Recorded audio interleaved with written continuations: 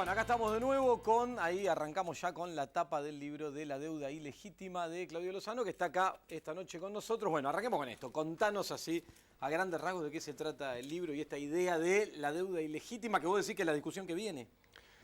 Sí, viene una vez más, porque la verdad que la deuda nos acompaña como un cáncer de hace ya más de 40 años. Ha sido la herencia más importante de la dictadura militar, hasta ahora nunca resuelta. Pero concretamente el libro viene a cuento de que los componentes del endeudamiento actual, el último, el del proceso abierto por Macri, tiene dos ejes que son históricos en el proceso de endeudamiento, que es, por un lado, la relación directa entre endeudamiento y fuga. Sobre aproximadamente 130.000 millones de dólares de deuda, hasta mayo teníamos 70.000 millones de dólares de fuga. Y en segundo lugar, el otro componente común es la absoluta corresponsabilidad del fondo en la crisis argentina, en el marco de un acuerdo que no solo no cumplimentó los procedimientos constitucionales, jurídicos y legales propios de nuestro país para haberse llevado a cabo, sino que a la vez el propio fondo violó sus propios estatutos una y otra vez para sostener al gobierno de Macri. Fue un préstamo a Macri, no a la Argentina. Y en ese marco, ese libro, que en realidad lo que es compila el trabajo que hice yo en su momento como diputado nacional en el marco de la única bicameral para investigar la deuda que se hizo en democracia. La democracia comenzó en el 84, se creó recién en el 2014 y funcionó en el 2015 y no completó su función. Hubo una suerte de parate en donde el Parlamento no permitió que se terminara. Nosotros investigamos todo el historial, ahí hay una compilación no solo de aportes en materia académica y del significado económico del endeudamiento, sino que están compiladas buena parte de las causas judiciales presentadas y que el Poder Judicial ha cajoneado en materia de deuda, así como también las complicidades políticas para no discutir este tema como corresponde. Y hay un capítulo que ¿Y la de tiene los que ver, medios, para no discutir este tema, la de los medios? ¿Lo estás abordando o no? Aparecen los medios también entre los... ¿Cómo diluyen estos datos, no? Absolutamente. Y te decía, y hay como lo que hicimos en la comisión duró hasta el 2015, después hay un capítulo entero dedicado a lo que es este tiempo. Pero digo, ¿todo apunta a qué? Apunta a decir que la discusión que viene, que necesariamente va a tener que dar el próximo gobierno, para tener márgenes de libertad para su política económica, porque recordemos que el acuerdo con el fondo no solo es un problema de vencimientos abultados de capital e intereses, sino que hay condicionalidades concretas que tienen que ver con reforma del Banco Central, reforma laboral, reforma previsional, liquidación del Fondo de Garantía Previsional, etcétera, etcétera, etcétera. Digo, el tema es recordar, acá en la Argentina la discusión de la deuda siempre ha sido: las deudas hay que pagarlas. Y nosotros sostenemos esto, pero decimos, las deudas hay que pagarlas, las estafas no. Consecuentemente, lo que acá se plantea es la necesidad de una auditoría parlamentaria de la deuda tomada en este periodo. Y entonces, para la etapa que viene, porque hoy el tema de la deuda es centro de la escena, y los candidatos, cada uno con diferentes matices, lo que dicen es: va a haber que reestructurar el perfil de vencimientos de la deuda. Algunos con la agenda del Fondo Monetario, como el gobierno, algunos como la oposición. Alberto Fernández dice: yo lo voy a hacer, renegociar, pero recuperando las herramientas de política económica. Digo, pero no se pone en discusión esto que vos decís. ¿Vos creés que hay que ir a una discusión más profunda y en un próximo gobierno plantarse al Fondo Monetario y decirle: miren, vamos a discutir que esto no es legítimo y empecemos ese recorrido? Mira, la legitimidad no se define en función de una investigación, no se puede definir de manera previa. Acá hay que tener un censo de quiénes son los bancos que han colocado deuda de la Argentina, que eso existe, está la lista. Por otro lado, hay que tener cuáles son las autoridades del Banco Central, del Ministerio de Hacienda y de la Secretaría de Financiamiento que han intervenido en esos procesos y ver qué tipo de vínculo histórico, si es que tienen alguno, con los bancos que actuaron. ¿Querés decir si hubo influencia significativa? Si en el marco de esta relación resulta que se violentaron los procedimientos constitucionales y normativos por los cuales se endeudó a la Argentina, no se puede endeudar al Estado de cualquier manera. Esto es una discusión. Y el tercer elemento es quiénes fugaron. Bien. Digo, el vínculo entre quienes colocaron deuda, funcionarios y quienes fugaron, nos da muchos elementos para la discusión. Y en el caso del fondo, hay que ir primero sobre las facultades que Macri no tenía para concertar el fondo, sobre el hecho de que no hay resoluciones del Estado argentino pedidas incluso a través del Poder Judicial respecto a lo que se acordó, no hay resolución estatal que se haya entregado.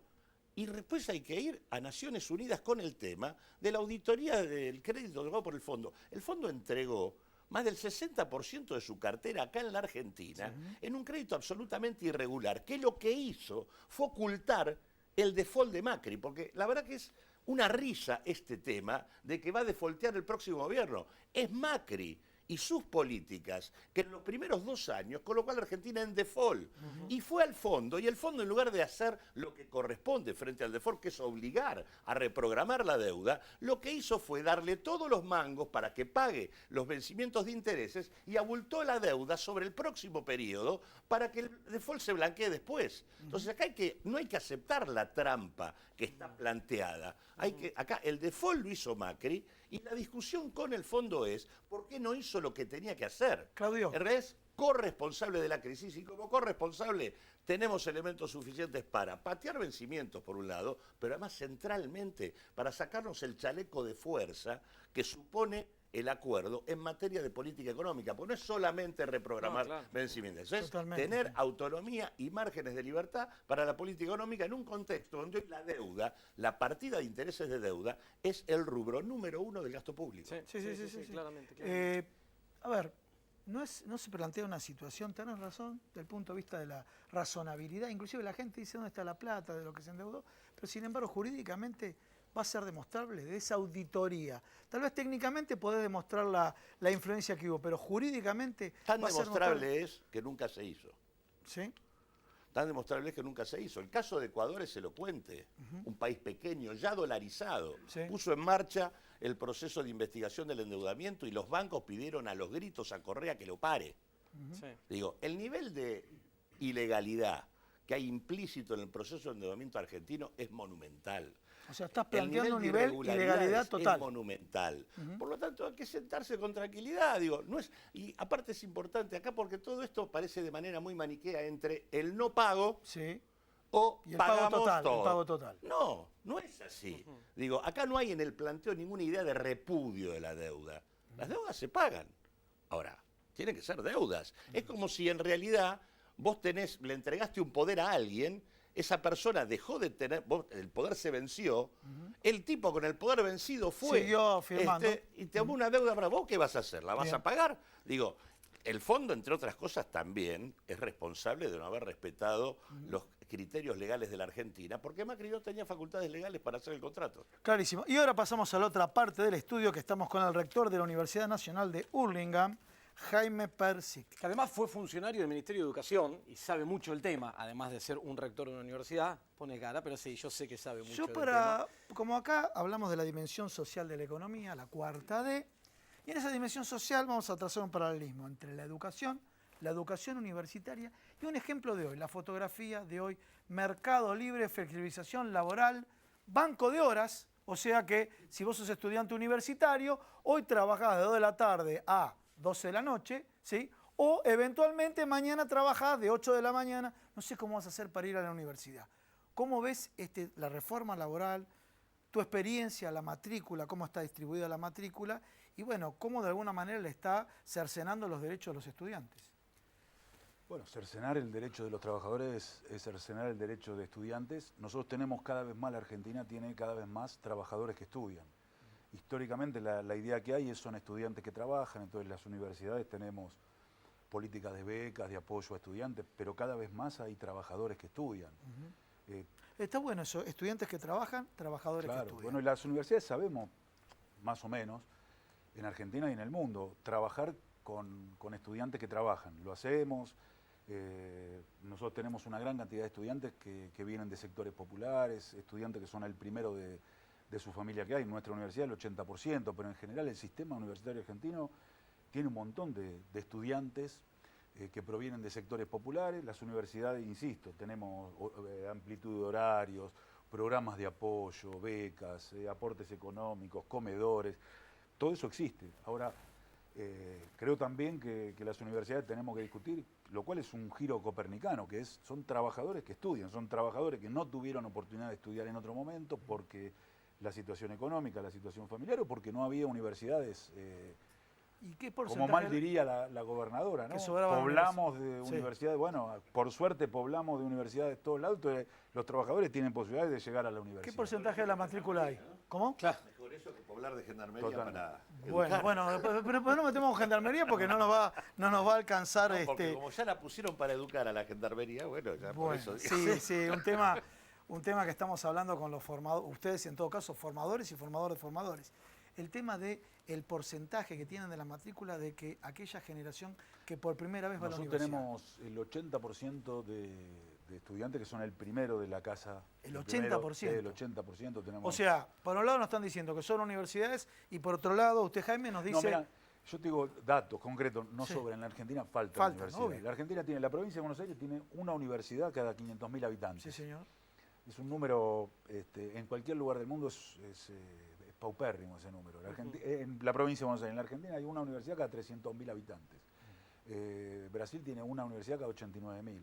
Entonces, la comparación siempre nos tira menos. En la Argentina faltan universidades, faltan universitarios, faltan lugares de formación, pero insisto, las universidades también tenemos que pensar que es un lugar para que los trabajadores estudien. Entonces, ahí hay una cuestión que las universidades tenemos todavía que es mucho para aprender, porque los trabajadores vienen a estudiar solos, pero también vienen con sus organizaciones sindicales, y eso la verdad que es virtuoso, eso es una política Muy virtuosa. bueno. ¿no? Este gobierno no fue en materia de política vinculada con la educación, nosotros hablamos mucho acá de política económica, no fue por este camino que vos marcabas de más universidades, de más importancia a las universidades, fue por otro camino. Entonces, si siguiera esto adelante, ¿vos ves un Claramente hay ajuste una más política fuerte? de desinversión en educación, eso es evidente. Sí. Vos, digamos, ellos todos saben mejor que yo explicar esto, pero la desinversión vos la podés hacer por el ajuste clásico, lo que ha vivido la Argentina en los 90, que yo lo digo siempre, la Universidad Pública Argentina sabe lo que es el FMI. Vos lo podés hacer sobre el gasto congelado, lo reducís, pero acá lo que ha habido es ajuste por inflación, o sea, tenés una inflación del 57% el año pasado, el promedio de aumento del presupuesto del 32%. La verdad que ahí hay claramente una política de desfinanciamiento. El año pasado se ha desfinanciado toda la política de infraestructura. El año pasado, a valores del año pasado, 3.000 millones de pesos. Son actualizarlo por CAC, por dólar, por lo que quieras. Te da 6.000, 7.000 millones. Se ha desfinanciado toda la política de compra de grandes equipamientos. Los salarios de los profesores, de los trabajadores han perdido poder de compra. Entonces, la verdad que ha ido por la idea de desfinanciar y no ha creado ninguna universidad. No las pudo cerrar, bueno, es muy difícil. Yo te diría, las crea el Congreso, el único que puede cerrar una universidad es el Congreso. Pero ha ido por otro lado, que es de desfinanciar en todo aquello que es más blando, ¿no? Lo que es duro no se puede tocar, tiene más costo, lo que es blando lo ha desfinanciado. Y ahí digo, a las universidades le cuesta mucho sostener la actividad y ni te cuento que crecer en materia de actividad, que sería la intención. Todas las universidades nuevas, caso de la de Hurlingham, que es la que vos manejás, están en una etapa de crecimiento, ¿no? Digo, Cuesta mucho. A vos la misma factura de luz que todo el mundo se queja, a nosotros también nos llega. Obvio. Ahora la factura te aumenta el 100%, así literal. Te ha aumentado el 1.500%, el presupuesto ha aumentado menos de la mitad de eso en estos 3 años y medio. Sí, por debajo de la inflación. Claro. En Y el caso, después, en el los caso de gastos- ustedes, ¿tuvieron aumentos de facturas de esa magnitud? ¿1.500? Sí, todas. Vos tenés la factura común. A vos te llega la factura que le llega a cualquier vecino multiplicado por lo que te llega. Pero no solo la factura de luz, que es evidente. Todo, yo te diría, el 85% de los gastos de una universidad están dolarizados. ¿Por qué? Porque vos comprás computadoras, tenés que importar equipamiento, los bancos, los libros en Argentina están dolarizados. Está dolarizado porque está dolarizado o porque se exportan o está dolarizado porque se importan. El papel es un commodity, entonces yo te diría, la mayoría de los gastos que tiene una universidad están dolarizados. Y están dolarizados, cuando baja el dólar no bajan, cuando están dolarizados, pero cuando hay inflación también suben. O sea, Eso para subir. no te hacen Sí, perder. Para subir. Y con la devaluación del 100% del año pasado y el Fue ajuste tremendo. presupuestario terrible. Bueno, vamos con Guillermo Justo Chávez. Voy a utilizar una palabra que utiliza el gobierno. Forma parte del think tank, ¿sí? De Alberto Fernández, del grupo Callao. A ver, ese núcleo que comenzó con Alberto Fernández, cambiamos la palabra think tank por el núcleo primario que trabajó con Alberto Fernández. Sí, bueno, en realidad somos parte del equipo, Alberto, y nos conocemos hace mucho tiempo, pero somos militantes políticos del peronismo, y venimos trabajando, hemos formado parte también del gobierno anterior, en el caso mío por lo menos, durante los 8 años, y los últimos del 2007 a 2015, así que en realidad lo que tenemos es una militancia política, al mismo tiempo somos diversos protagonistas en distintos campos, digamos, de la gestión, economía, política, o de desarrollo social, o gente vinculada a la educación. Yo a mí lo que me parece que un poco lo que piensa la mirada, digamos, de Alberto tiene que ver con lo que se habló acá. O sea, acá fue una síntesis extraordinaria, ¿no? Porque se habló digamos, de actividad económica, lamentablemente, como dice Alberto, digamos, este gobierno apagó la economía el primer día que llegó. Hablamos de los precios, ¿sí? Y como consecuencia, obviamente, de los precios, la cuestión de la inflación y del endeudamiento externo. Digamos, lo de Claudio fue absolutamente elocuente y clarificador. Entonces, después el análisis de Jimmy, o sea, muestra las consecuencias sociales, porque además de todo lo que él expresó también muy bien, está la mirada, él muy bien, ¿no? Por supuesto, la mirada desde el punto de vista de la autoridad universitaria que es, pero también la mirada, yo también soy profesor universitario en la Universidad Nacional de La Plata, y la cantidad de chicos que dejaron de estudiar, la cantidad de chicos que dejaron de estudiar por toda esta problemática que hoy estamos hablando. O sea, ese esfuerzo que siempre ha hecho las familias para ser primera generación o para poder acceder, digamos, a la educación superior, también hoy lamentablemente vemos que hay una deserción importantísima. O sea, entonces, bueno, el diagnóstico está claro. O sea, acá lo que nosotros tenemos que ver es de qué manera nosotros convencemos a la sociedad que 4 años más de Macri lo que va a hacer es directamente ir hacia la destrucción de la clase media. O sea, todos nosotros nos hemos criado con esa mirada aspiracional, sanamente aspiracional, sí, y no esta lógica meritocrática, prebendaria y hereditaria, digamos, de los protagonistas de este gobierno, sino que la lógica, digamos, de la meritocracia en el sentido del esfuerzo, de la aspiración, de la movilidad social. Y eso me parece que la idea del gobierno de 4 años más de Macri, hacia un proceso de reprimarización de la economía, hacia un proceso de mayor concentración, de mayor depreciación del salario, de menor calidad de vida, bueno, eso me parece que nos tiene que poner, digamos, a todos los argentinos muy alertas, porque es muy, muy grave lo que puede llegar. Y ves, Guillermo, ¿cómo estás viendo la campaña? Nosotros decíamos, hay una intención clara, manifiesta de parte del gobierno de eludir el tema economía y de parte de la oposición de tratar de llevar la agenda hacia la economía para marcar estas cosas que vos planteás y también para marcar un poco el camino a seguir hacia adelante. ¿Creés que esto es lo que está ocurriendo? ¿Esta tensión existe? Sí, la campaña en la República Argentina ha tomado características que no eran propias de nuestro sistema democrático. Es decir, la agresión, la campaña sucia, las noticias falsas que por supuesto vienen de la mano de las nuevas tecnologías, no eran comunes en nuestra democracia. Sin embargo, lamentablemente en estos últimos 3 años y medio cambió la sociedad argentina y el método hoy por el cual el gobierno puede distraer, digamos, este fracaso estrepitoso desde el punto de vista de lo económico que ha afectado a todas las familias argentinas es sembrando, digamos, sentimientos negativos. Estos sentimientos negativos son el odio al diferente, el miedo a que el otro me saque algo que es mío, miedos que son producidos por un dispositivo de formación de sentido común que a veces, por supuesto, al gobierno lo acompañan algunos medios hegemónicos, ideas disparatadas, como puede ser hablar de fantasmas como Venezuela o fantasmas como Irán, cuando nada más alejado de nuestra realidad, o claramente, digamos, la variable económica en términos de Venezuela, hoy estamos mucho más cerca, y ustedes lo saben mucho mejor que yo, que en el año 2015. Entonces, me parece que lo que hay que hacer es mostrar todo el tiempo la realidad, frente a la mentira, la realidad, ser muy claros, saber que hay mucha gente que en el año 2015 apostó con expectativas al gobierno de Cambiemos, y eso no hay que negarlo, un poco por errores de la etapa anterior y un poco también porque la democracia es así, a veces la gente quiere cambiar. Y hoy claramente, o sea, si los argentinos queremos tener futuro, tenemos que apostar a la reactivación económica, tenemos que apostar a terminar con la inflación, tenemos que apostar a empezar un proceso de desendeudamiento con otras características y fundamentalmente con otros actores, no actores que ya sabemos que, digamos, con mismas experiencias nos llevan a los mismos resultados. Acá la idea del gobierno es siempre asociarlos a ustedes con el pasado, ¿no? La estrategia básica se fundamenta en eso. Y por otro lado, empiezan, bueno, si gana Alberto Fernández, Cristina va a estar en el poder. Lo que se comentó, Kicillof, comunista, no comunista. La Cámpora va a estar gobernando la provincia de Buenos Aires. Y esto, la pregunta le hizo Agustín, yo quiero agregarle un elemento. Se ve en Cambiemos, con estos desastres en materia económica, que para tener una paridad es que de alguna manera es uniforme en la comunicación. ¿Ustedes se consideran que están bien encausados en la comunicación para convencer a la gente?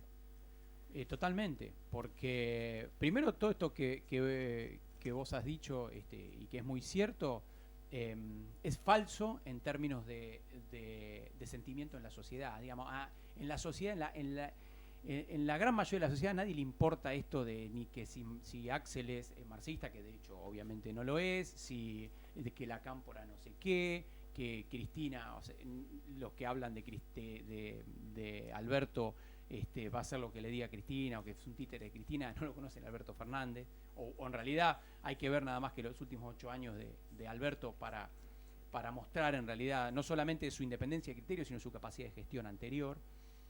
Me parece que nosotros tenemos muy claro hacia dónde vamos. Nosotros sabemos que nuestra prioridad tenemos que plantear las prioridades. Nuestra prioridad central es, en primer lugar, digamos, la defensa del trabajo de los argentinos, reactivar el consumo, ponerle plata en el bolsillo a los argentinos, prender la economía. Entonces no es una cuestión de... yo escuchaba a alguna periodista que le hacía preguntas a Alberto ayer acerca de, bueno, pero ¿cómo haces con esto o cómo haces con el otro?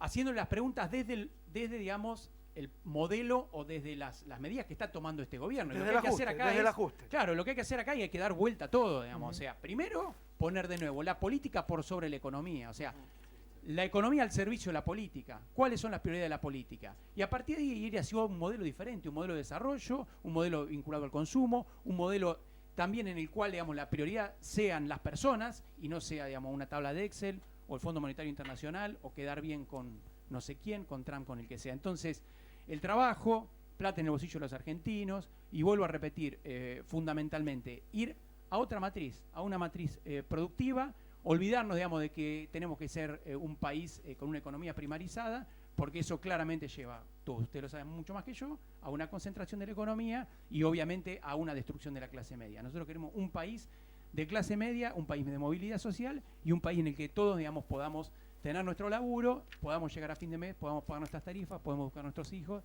y nuestros viejos, digamos, puedan tener sus remedios y un descanso, digamos, digno después de haber trabajado toda su vida. Se nos fue el tiempo. Gracias, Muchísimas Guillermo. Gracias a todos, Jaime, por estar acá a todos los esta invitados. noche. Mientras que lo ves saludando Ariel, a Claudio Héctor, Lozano, Claudio. vamos nuevamente. Sí, con el libro, Me gustó el respectivo, título, me muy gustó el bueno. título. Muy bien, Mira, con tal de quedarse con un libro, te lo ven. Cualquier cosa. Señores, hasta la semana que viene. Chau. Gracias, chau.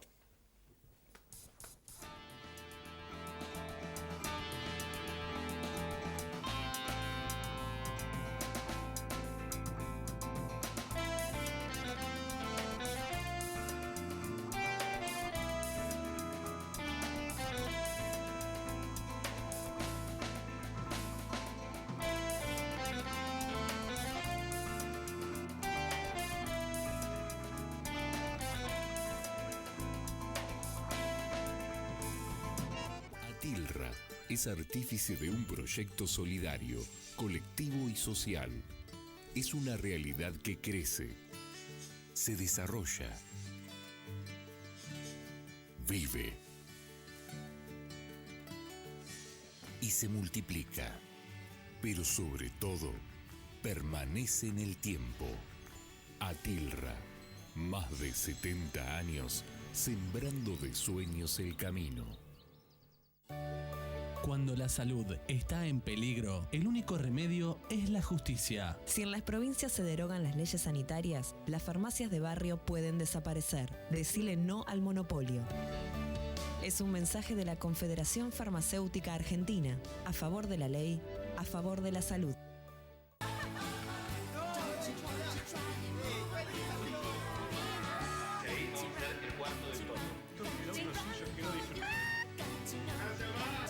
cada uno, crecer es algo distinto.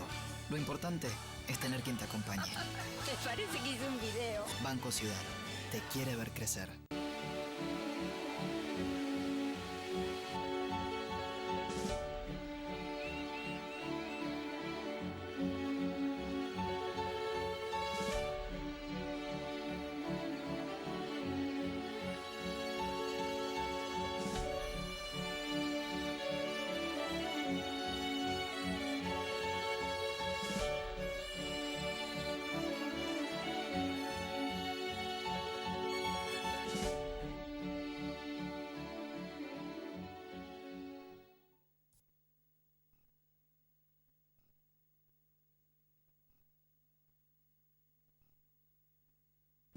Defensor del pueblo de la provincia de Buenos Aires.